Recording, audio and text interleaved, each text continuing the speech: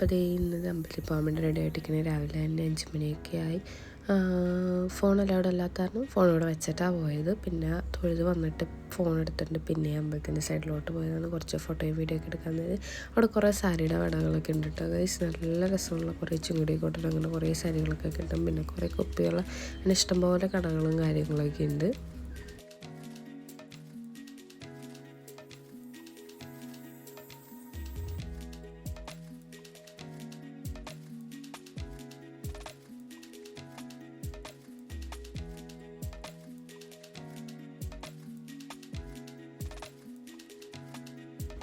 പിന്നെ ഞാൻ വെച്ചിട്ടുണ്ടെങ്കിൽ ഓരോ ഗോപുരം കണ്ടുകൊണ്ട് നടക്കണിരുന്നു. പണിയൊന്നും കഴിഞ്ഞിട്ടില്ല. പെയിൻ്റ് അടിയാണ്, ഫുള്ളായിട്ട് കഴിഞ്ഞിട്ടില്ല. എന്നാൽ ഓരോ സൈഡൊക്കെ വെച്ച് കഴിഞ്ഞിട്ടുണ്ട്.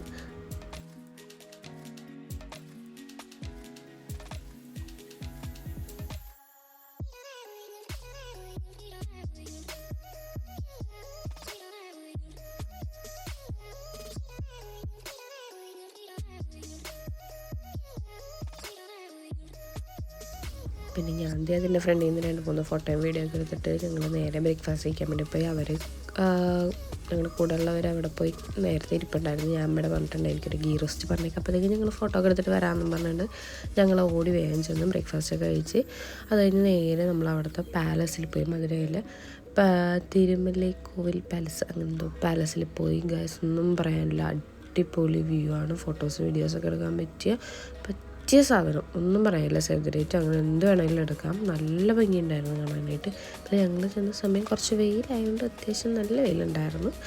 പിന്നെ വേഗം അവിടെ നിന്ന് അതൊക്കെ കണ്ടിട്ട് ഇറങ്ങി.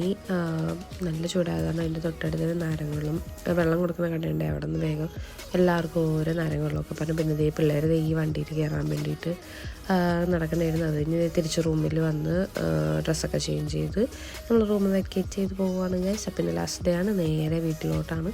അപ്പോൾ അതേ എല്ലാ സാധനങ്ങളൊക്കെ ഉണ്ടോയെന്നൊക്കെ ചെക്ക് ചെയ്ത് വേഗം റൂമിൽ നിന്ന് ഇറങ്ങി. ഇതാണ് നമ്മുടെ ഹോട്ടൽ, നമ്മൾ താമസിച്ച ഹോട്ടൽ. അപ്പോൾ നമ്മളിപ്പോൾ മധുര വന്നാലും ഇവിടെയാണ് നമ്മൾ റൂം എടുക്കാറ്. അപ്പോൾ മധുര വരുന്നവരെങ്കിലും ഉണ്ടെങ്കിൽ ഇവരെ കോൺടാക്ട് ചെയ്താൽ മതി. നല്ല സർവീസും നല്ല റൂമും കാര്യങ്ങളൊക്കെയാണ്. അപ്പോൾ നമ്മുടെ വണ്ടി ഇവിടെ റെഡി ആയിട്ടിരിക്കുന്നത്. ഇതാണ് അവരുടെ പാർക്കിംഗ് ഏരിയ ഹോട്ടലിൻ്റെ.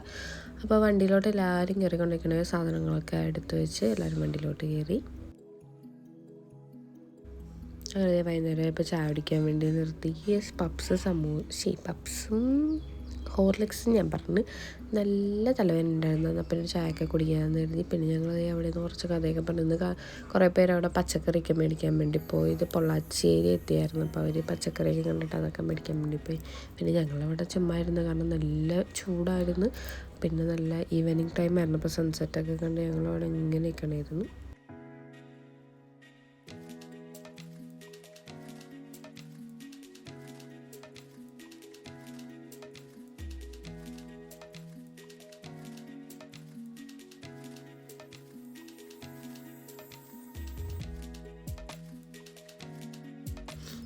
പിന്നെ രാത്രി ആയപ്പോൾ സിനിമയൊക്കെ ഇട്ടിട്ടുണ്ടായിരുന്നു.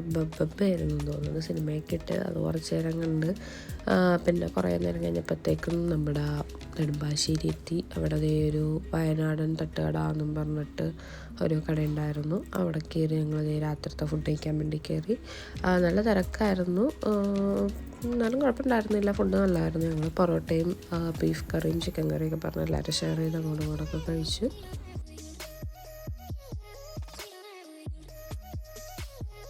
പിന്നെ പലരിടത്തെത്തി.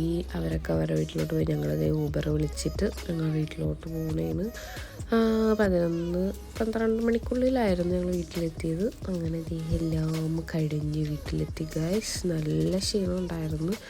പെട്ടിയും വെള്ളവും ബാഗും ഒക്കെ ഇട്ട് എല്ലാം വെച്ച് നിൽക്കണം. അവർ താക്കോലെടുക്കാൻ പോയിക്കണേന് അച്ഛനും അമ്മയും.